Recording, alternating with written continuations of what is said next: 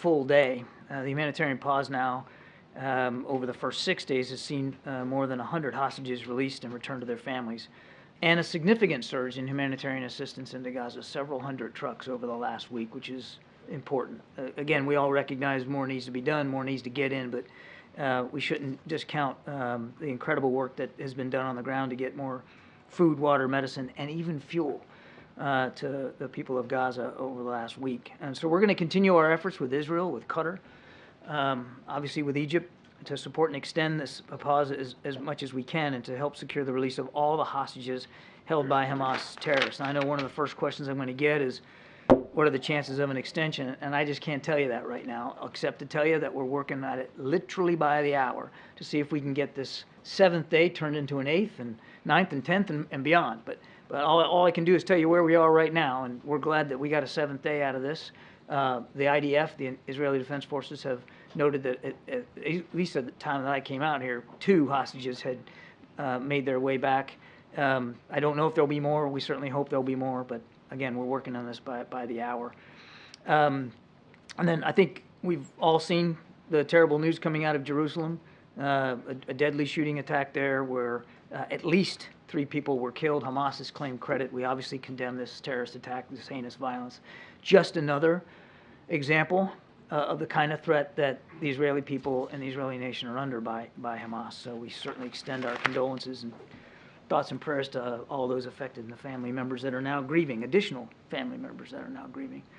I want to switch, if I could, to Russia and Ukraine. Last winter, Russia sought to destroy Ukraine's critical infrastructure, the energy infrastructure, and to deprive the Ukrainian people of access to heat and electricity at the coldest time of the year.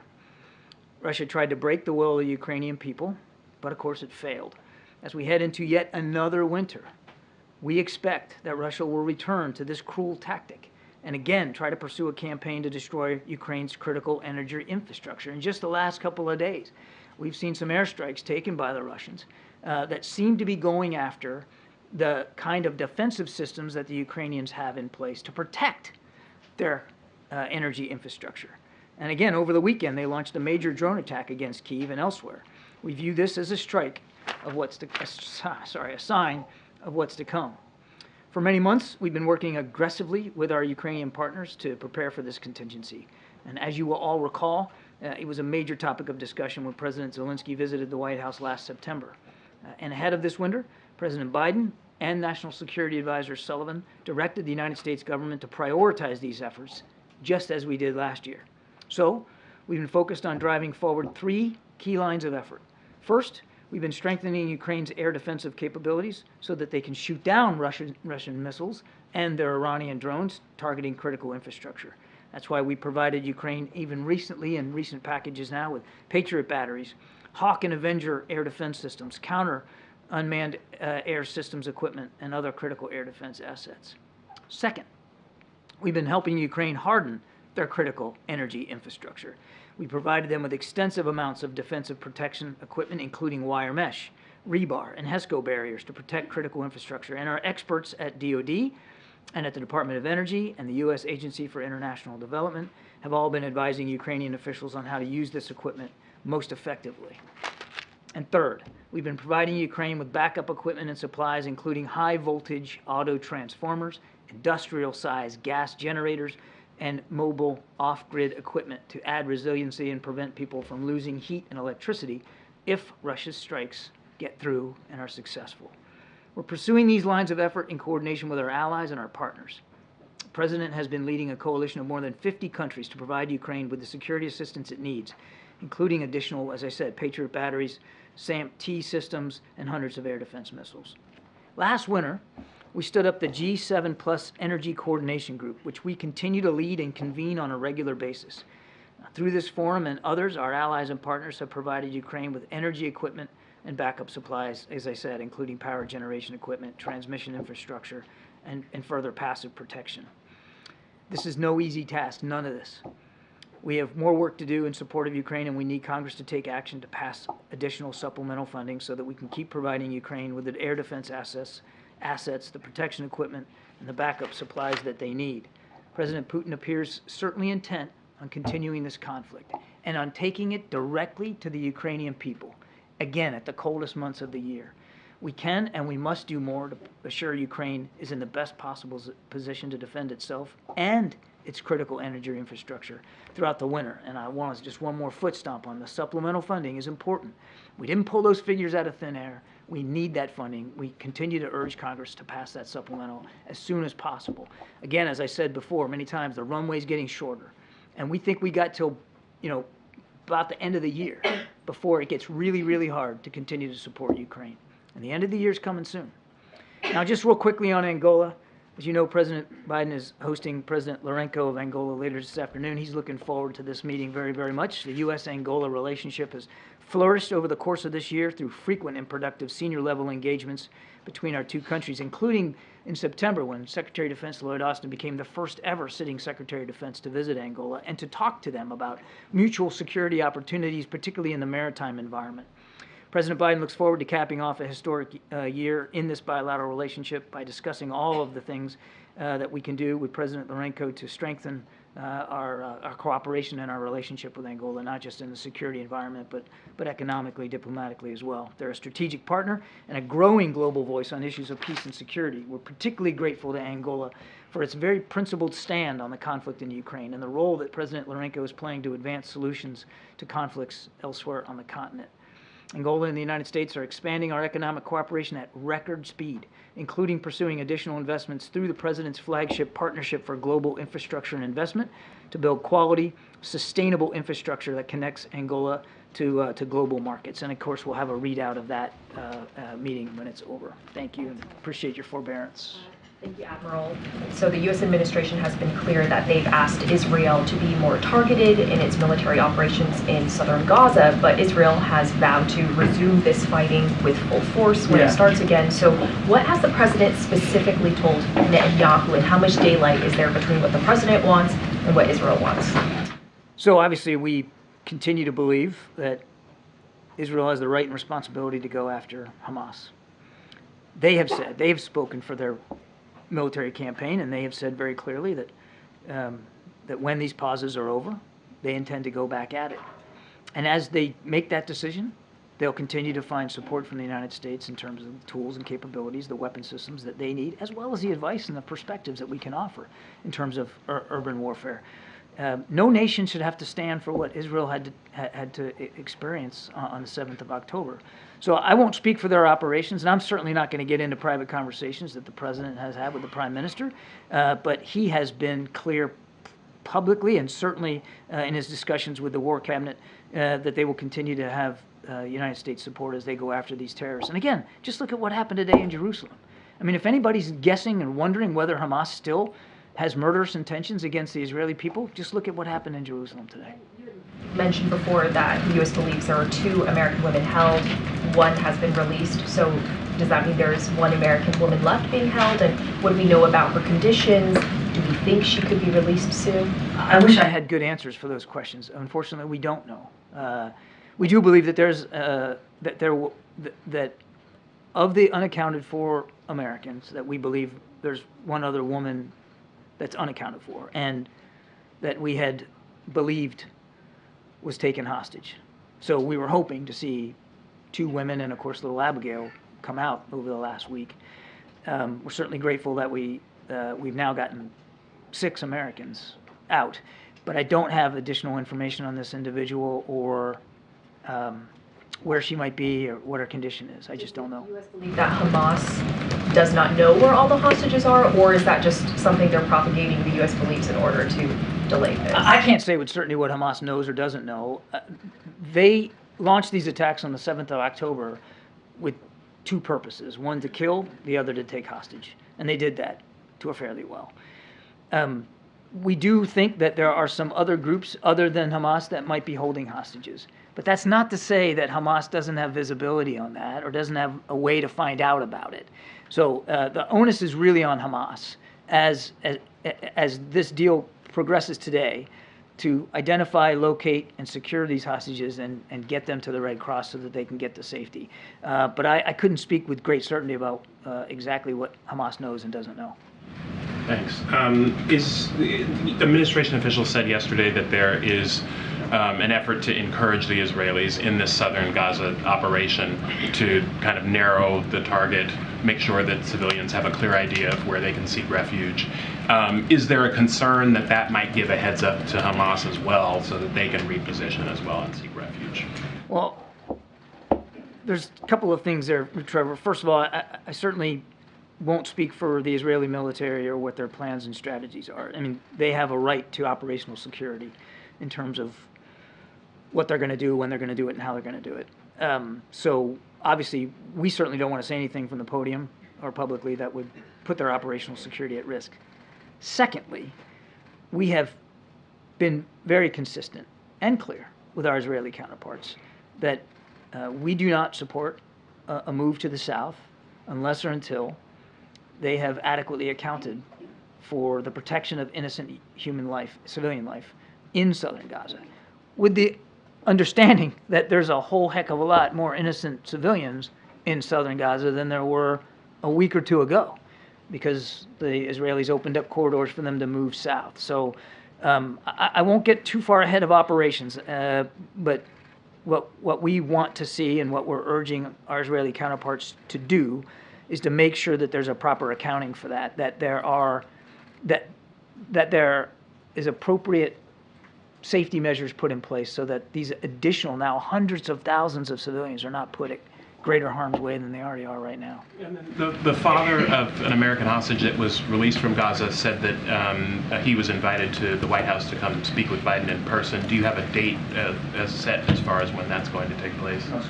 Okay. And then finally, I was wondering if you have any reaction to the death of Henry Kissinger and any explanation of how he has shaped this administration's foreign policy. I know he's been consulted by Jake Sullivan and Tony Blinken and others. Yeah, well, obviously our condolences go to his entire family over this loss, to his wife Nancy and to everybody else in his family, of course. It's a huge loss. This was a man who, whether you agree with him or not, whether you hold the same views or not, he served in World War II, served his country bravely in uniform, and for decades afterward, which I think we can all be grateful for and appreciate, just the public service.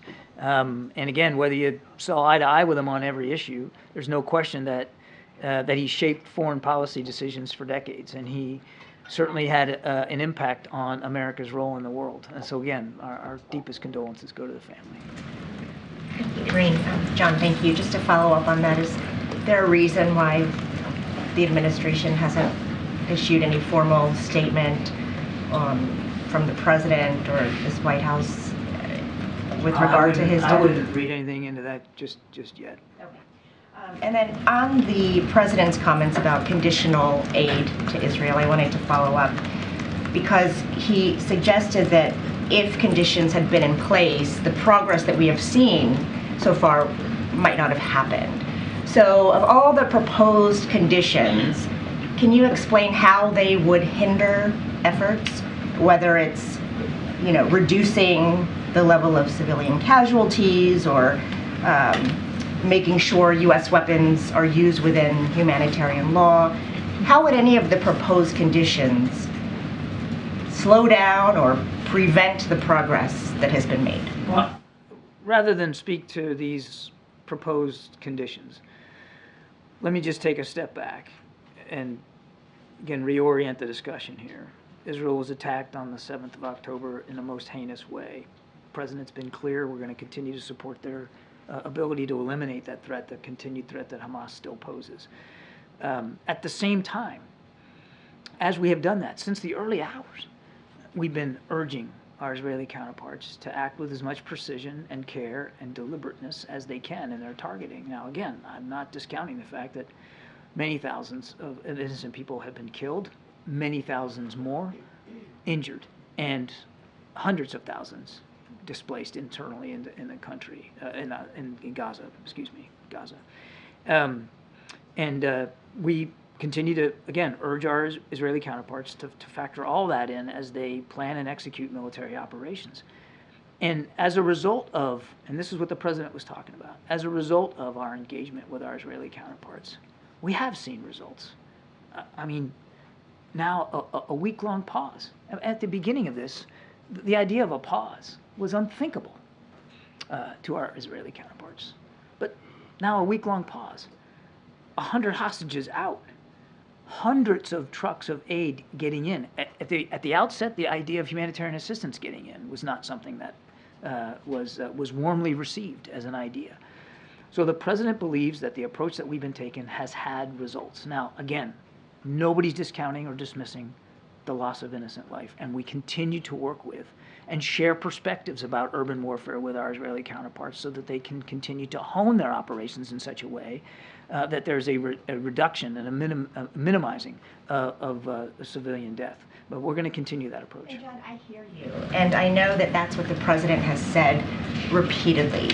In fact, he has supported all of these conditions. These are things that he says he believes in. So I'm asking, talk is one thing, but should there be actions that draw a line to say, hey, if you don't do what we're asking, there will be consequences? We believe that the approach that we're taking thus far has produced effective results. Again, without discounting civilian deaths, and I don't mean to dismiss that at all. Each one's a tragedy, and we mourn them all. But the approach that we're taking thus far is having results, and it has actually had a practical effect on the way our Israeli counterparts have prosecuted these operations. I mean, just look at, for instance, the ground incursion into Gaza. I mean, without getting into too much detail, I tell you, we shared with them our own experience in that kind of urban warfare in places like Fallujah and in places like Mosul. And we sent over military advisors and experts to talk to them about some of those lessons learned. And I can tell you they were receptive to those lessons learned. And it did affect, again, I don't think I'm giving anything away for the Israeli military, but it did affect the way they ultimately chose to go into Gaza. So I would just say we're going to keep at that. So we're running out of time. I'm sorry. So we gotta go really quickly, Chris. And we gotta go to the back too. What impact has the shooting the Hamas taking credit for in Jerusalem had on the efforts to extend the humanitarian pauses? And is the U.S. goal to turn these pauses into a more permanent ceasefire? Is that the overall trend line that the U.S. is going for? I don't know and no. So I don't know. I don't think there's been. I don't think there's been any effect. Not that I've heard or seen effect on the deal, extending the deal by the violence in Jerusalem. I've seen nothing that indicates an effect on that. And again, we do not support a permanent ceasefire at this time. We do support the idea of humanitarian pauses, and we would love to see, as I said at the outset, we want to see this 7-day pause turn into 8, 9, 10, and beyond. But ultimately, that's going to take Israel and Hamas to agree to the parameters of extending that deal. But in the United States, they'll continue to find an advocate for extension. And how is the alleged plot by an Indian government official to assassinate somebody on U.S. soil, how has that affected U.S.-Indian relations, given that, the president recently hosted Modi for a state dinner, relations have been trying to, improve, tighten those relations. What impact does that plot have? Remind you, the state dinner happened before we knew about this. And I want to be careful here that I don't get ahead of the Department of Justice and talk about an ongoing investigation. I would just say two things. India remains a strategic partner, and we're going to continue to work to improve and strengthen that strategic partnership with India. At the same time, we take this very seriously. These allegations and this investigation, take it very seriously. And we're glad to see that the Indians are too, by announcing their own efforts to investigate this. And we've been clear that we want to see anybody held, that's responsible for these alleged crimes to be held properly accountable. Thank you. On Venezuela, I wanted to ask about today is the deadline that the administration set for the Venezuelan government to make progress on certain things. One of them lifting the public bans of political opposition leaders who cannot run in elections, start the process to release wrongfully detained Americans. So my question is, have you seen any progress, and is the U.S. prepared to reimpose sanctions, which was the consequence of not seeing progress on this? Haven't seen any progress yet. There's 8 hours left in the day, so we'll see what the Venezuelans decide to do, and I won't get ahead of decisions about sanctions one way or the other going forward. Thank you. I have a few questions about Angola. As you know, this exciting libido corridor runs through a part of the DRC that's been embroiled in secessionist, violent conflict since 1960. Can the libido corridor work without peace in that region? And then to that point, how is the White House supporting President Lorenzo in his work as AU peace envoy to bring about peace? And then also, how is the administration engaging bilaterally? You know I'm on a time clock here. This is the second to last one. Sorry. I should write these down. The administration engaging bilaterally and multilaterally with Great Lakes leaders to bring about peace? And then finally, what's the president's message to President Lorenzo about his country's poor human rights track record? So, look, I'm going to try to boil this down. Otherwise, I'm going to be in big trouble. So, The president's time. exactly. Me too.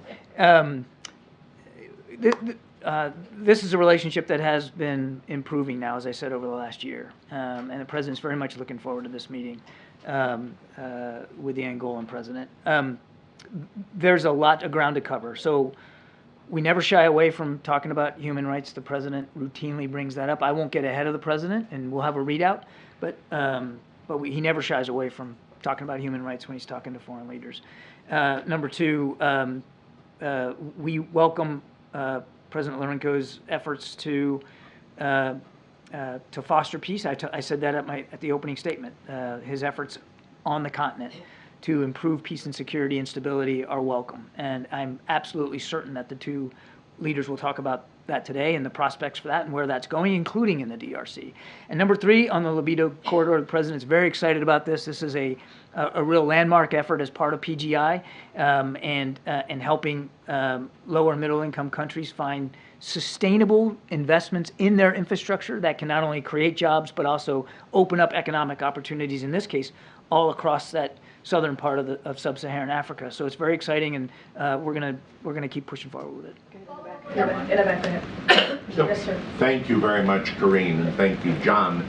Two very brief questions related to foreign policy. One, has the president had discussions with Speaker Johnson akin to those he had with Speaker McCarthy about the supplemental on Ukraine standing alone? And is the price tag on it 60 billion or 47 billion at this point?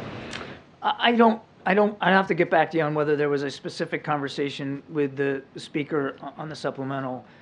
That said, we have had numerous discussions and briefings with members of Congress and staff members about the importance of the supplemental and moving on all four of those buckets: Israel, Ukraine, the Indo-Pacific, and border security. We want to see them act as quickly as possible on that. And the total numbers are on the web to see, but So no standalone then on Ukraine? we want to see all four priorities taken up by Congress and all four funded. The reason why it's a supplemental is because they're all urgent.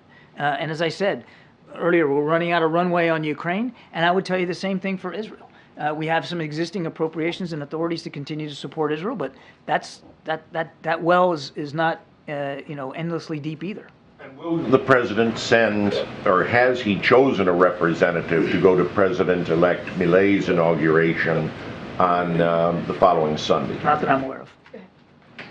One of the key provisions of this deal was getting Red Cross officials in to access the hostages and see their conditions.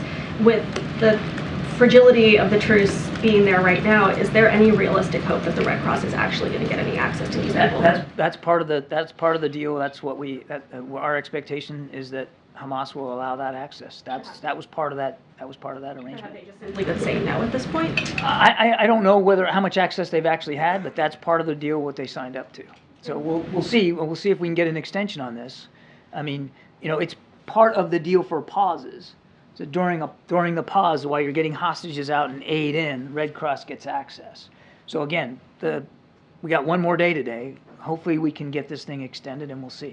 Does the U.S. have any other way that they feel they can determine the condition of these hostages, especially the Americans? That's why the Red Cross access is so important, because it's eyes on. It's an independent view and a look to see how these people are doing. And that's why it's so important, why we've been fighting for it. Can I actually follow up on Angola? Thank you, John. Regarding the attack in Jerusalem, in which Hamas has taken credit, does the U.S. View that attack in any way to be a violation of the ongoing truce between Israel and Hamas? And I don't want to get in. I'm not a lawyer here. This attack happened in Jerusalem. Right. The pauses in the fighting were specific to Gaza. Okay, so that's as simple as that. I mean, it wasn't. Therefore, it didn't violate. It didn't technically violate the deal that was in place, but obviously it's a stark reminder of who they're facing and what kind of enemy that they're opposing. Can I ask you a follow-up on Angola? One question. It is so surprising that you don't take, if you are receiving an African leader, you can't take a question from an African journalist. We can end this. Sorry, I have one question. Basically, John Senator Mark Rubio. It's not about ending the briefing. I want to ask an African question because you are receiving an African question. All right, Thank you so much. Oh my God. All right, we can end this briefing if it's not going to be respectful here. Chris. That's what I'm saying. You're receiving an African leader and you don't take questions. Thanks, everybody. I have a question about gas prices. Thanks, everybody. Can we do one about the quality gas prices? Honestly, just respect your